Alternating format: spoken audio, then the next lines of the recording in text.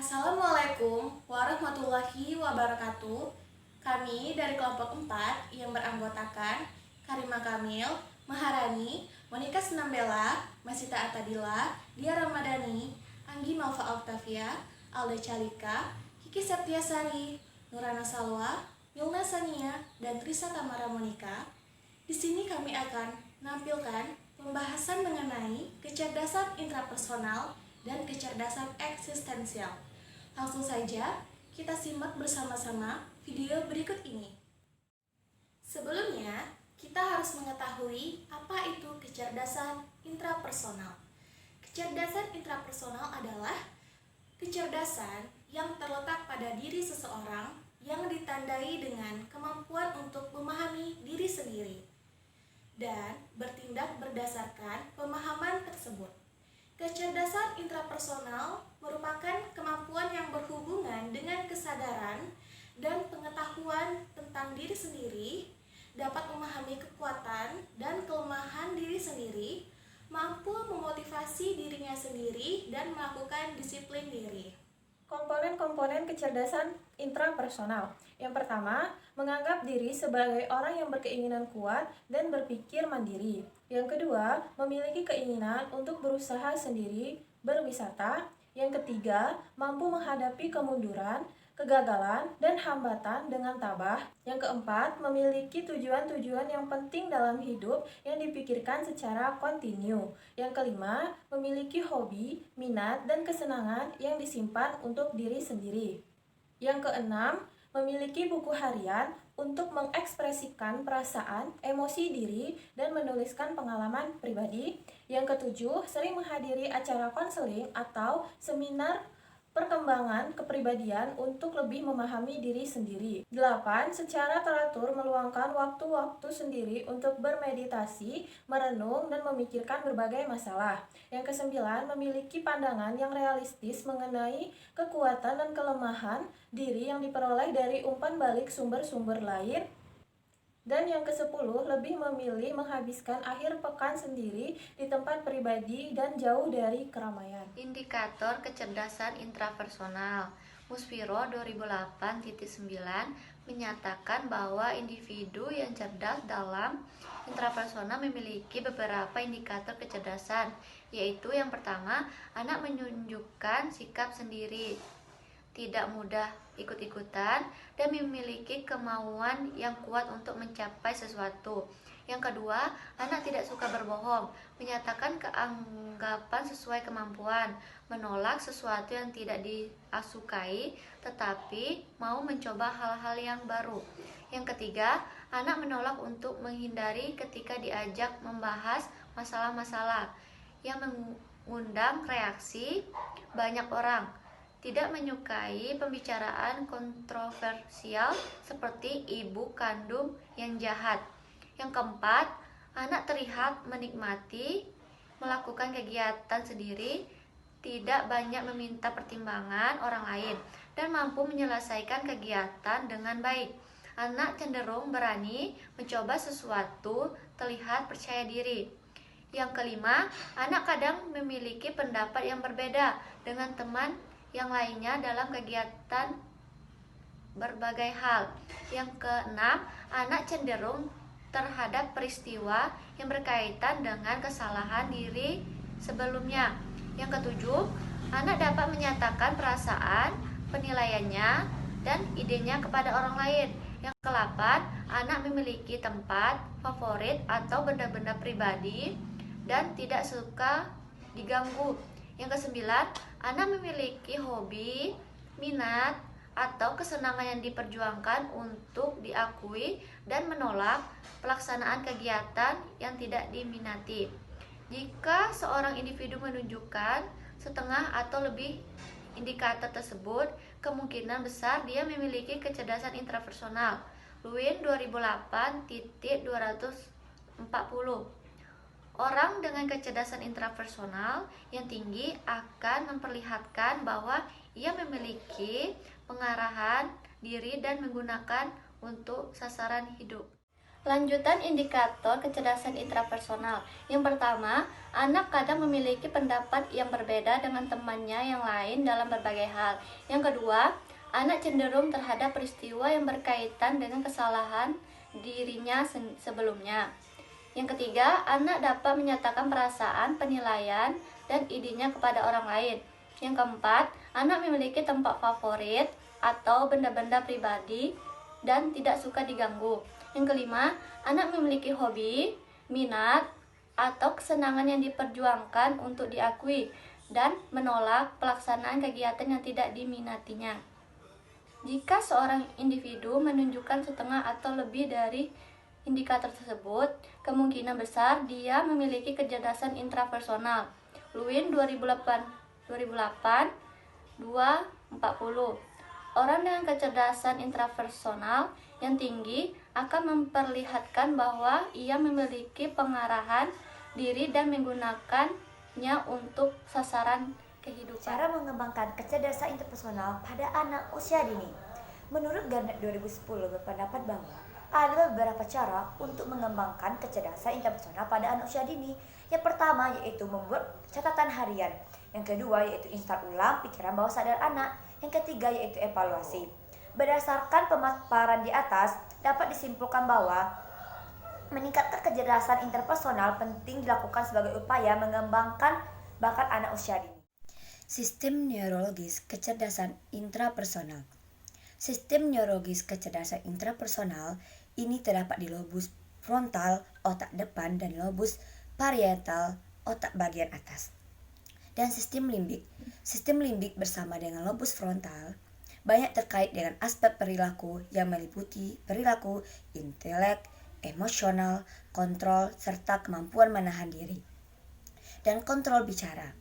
Kontrol ini merupakan siklus yang dimulai dari pelaksanaan frontal, melihat hasilnya, dan memberi penilaian atau hasilnya, dan mengadaptasikan jika perlu. Lobus temporalis berhubungan dengan semua bagian otak besar, otak kecil, dan batang otak. Selanjutnya yaitu cara mengembangkan kecerdasan intrapersonal pada anak usia dini. Menurut Garnet 2010 berpendapat bahwa ada beberapa cara untuk mengembangkan kecerdasan intrapersonal anak didik kita. Yang pertama yaitu membuat catatan harian. Yang kedua yaitu evaluasi. Yang ketiga yaitu install ulang pikiran bawah sadar anak. Berdasarkan pemaparan di atas, dapat disimpulkan bahwa meningkatkan kecerdasan intrapersonal penting dilakukan sebagai upaya mengembangkan diri ke arah yang lebih baik serta untuk membantu kelemahan dan kekurangan yang dimiliki oleh anak. Permainan kecerdasan intrapersonal, yaitu kemampuan yang berhubungan dengan kesadaran dan pengetahuan diri sendiri, memahami kekuatan dan kelemahan diri sendiri, mampu memotivasikan diri sendiri, dan mampu mendisiplinkan diri sendiri. Permainan kecerdasan intrapersonal ini dapat dikembangkan, yaitu yang pertama permainan dadu ekspresi wajah dengan anak usia 4-5 tahun, di mana permainan tersebut dadu-dadunya ada wajah yang senang, ada wajah yang ceria, ada wajah yang sedih, murung, marah, dan lain sebagainya. Di dalam permainan tersebut, anak-anak melempar dadu di depan guru, dan ketika anak tersebut mendapatkan dadu wajah marah, maka anak-anak tersebut dapat mengekspresikannya dan menunjukkannya kepada guru tersebut. Nah, di dalam permainan tersebut aspek yang berkembang yaitu aspek fisik, motorik, dan sosial emosional.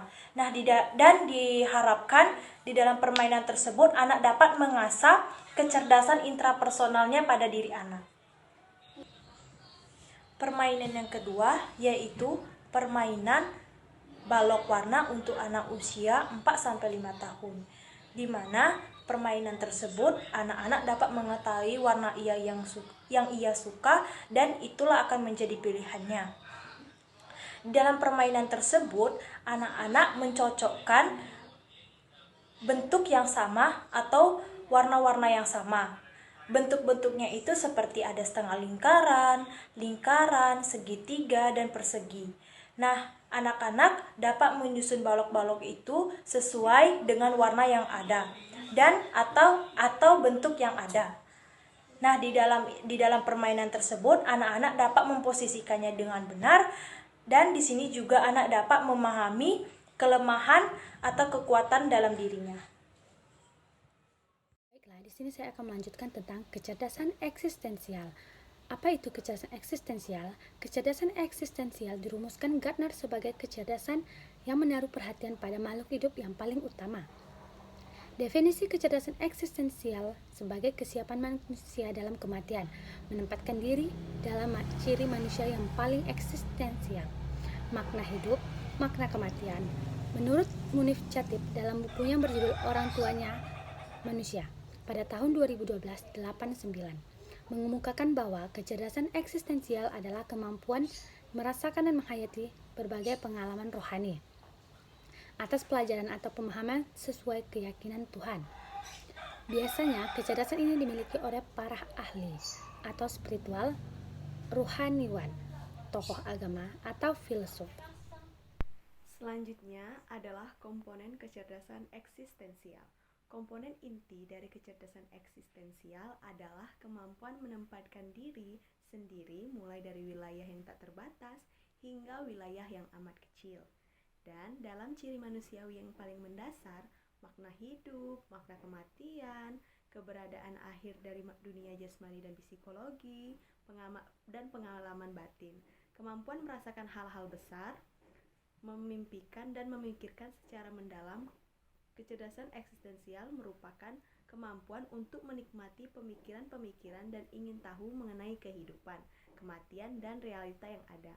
Anak-anak dengan tingkat kecerdasan eksistensial yang tinggi maka akan menunjukkan keingintahuan mengenai bagaimana bumi bertahun-tahun yang lalu, mengapa kita ada di bumi, apakah ada kehidupan di planet lain, kemana makhluk hidup setelah mati, dan apakah dimensi kehidupan lain, dan berbagai pertanyaan sejenis lainnya. Indikator kecerdasan eksistensial. Yang pertama, kalau bekerja sering berbicara dengan diri sendiri. Yang kedua, lebih cenderung mengutamakan keyakinan atau agama. Yang ketiga, lebih tenang dan menguasai diri. Yang keempat, mempertanyakan keberadaan peran diri sendiri di dunia atau di alam. Yang kelima, mempertanyakan hakikat segala sesuatu. Sistem neurologis kecerdasan eksistensial. Sistem neurologis kecerdasan eksistensial memiliki pola saraf yang jelas dan koheren yang sebanding terhadap pola yang diidentifikasi dengan kecerdasan umum. Inteligensi eksistensial lebih menyangkut pada kepekaan dan kemampuan seseorang dalam menjawab persoalan-persoalan terdalam mengenai eksistensial manusia. Orang yang mempunyai kecerdasan eksistensi mencoba menyadari dan mencari jawaban yang terdalam. Kecerdasan majemuk selaras dengan perkembangan pengertian cara pikir dan otak berinteraksi. Setiap kecerdasan adalah unit keterampilan kognitif yang memiliki keunikan dan kesamaan dalam saraf dengan perbedaan pola yang jelas dan koheren. Dapat dikatakan bahwa kajian empiris dalam neuroscience menyediakan bahan dukungan terhadap gagasan kecerdasan majemuk. Cara mengembangkan kecerdasan eksistensial pada anak usia dini. Yang pertama, membuat panggung beramal atau charity event. Charity event atau dalam hal ini diartikan sebagai panggung beramal adalah salah satu bentuk kegiatan ekstrakurikuler yang biasa dilakukan oleh peserta didik di luar jam pelajaran. Kegiatan ini dilakukan untuk membantu individu, golongan atau kelompok sosial masyarakat tertentu yang sedang ditimpa musibah atau sedang membutuhkan bantuan. Dengan ikhlas, beramal itu diharapkan dapat mengatasi segala masalah yang dihadapi oleh orang tersebut. Dalam pelaksanaannya di PAUD, biasanya guru bersama peserta didik melakukan aktivitas untuk membuat kotak amal. tabungan amal, kantin kejujuran, atau tidak ada yang jaga. Disiapkan kotak kenangan dan ditulis harga pada setiap barang. Yang kedua, berjalan-jalan sambil berpikir atau thinking walks. Thinking walks atau dalam hal ini diartikan berjalan-jalan sambil berpikir. Dalam hal ini, guru bersama peserta didik melakukan aktivitas study tour. Permainan kecerdasan eksistensial. Yang pertama itu ada permainan boneka tangan. Bermain boneka tangan dengan meningkatkan kemampuan kecerdasan eksistensial anak merupakan salah satu permainan yang tepat karena bermain boneka tangan dapat memperkenalkan dengan berbagai aspek kehidupan sehari-hari melalui alat peraga boneka, mampu menstimulasi kemampuan kerja otak anak. Karena kecerdasan eksistensial dirumuskan Gardner sebagai kecerdasan yang menaruh perhatian pada masalah hidup yang paling utama. Manfaat bermain boneka tangan ini dapat mengasah daya imajinasi anak. Seorang anak memiliki imajinasi yang kuat pada usia dini. Lewat permainan peran ketika bermain boneka tangan dan bercerita melalui boneka pada anak bermanfaat meningkatkan kemampuan imajinasi anak untuk daya berpikir dari aktivitas otak kanan dan bermanfaat untuk kecerdasan. Yang selanjutnya itu ada permainan balok huruf hijaiyah untuk anak usia 3-4 tahun. Yang pertama, dengan menggunakan media balok huruf, anak lebih termotivasi dalam belajar dan tidak jenuh dalam proses belajar mengajar sehingga fokus pada pembelajaran. Yang kedua, dengan penggunaan media balok huruf, anak lebih bersemangat dalam proses pembelajaran. Yang ketiga, penggunaan media balok huruf yang tidak sulit dalam penggunaannya membuat anak tidak merasa tegang saat belajar. Yang keempat, dengan penggunaan media balok huruf menjadikan siswa tidak merasa belajar tetapi lebih bermain menggunakan balok hijaiyah. Demikianlah pemaparan materi dari kelompok kami tentang kecerdasan intrapersonal dan eksistensial. Saya ucapkan wassalamualaikum warahmatullahi wabarakatuh.